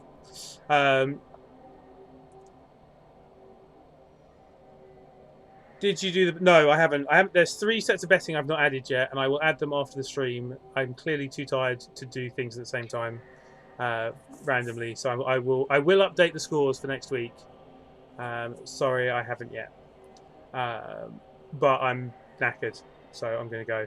And also, I've agreed to do another my other recap at 8 o'clock tomorrow morning.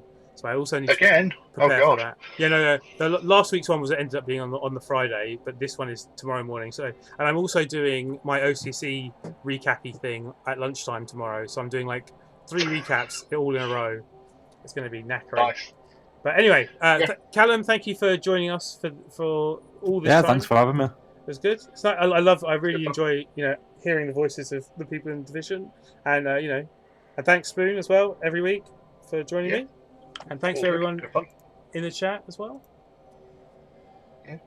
Cheers, guys. Cool. And as usual, the usual professional thing of having to wait for the raids to actually. Why is there a 9-second countdown? Why does it do this? I don't know. But anyway, we're gonna go and raid Kiander, and he's playing ogres because he's a genius. Bye. Yep. Bye. I think I expressed bye before you said bye. Before I said bye. Nice. Yeah.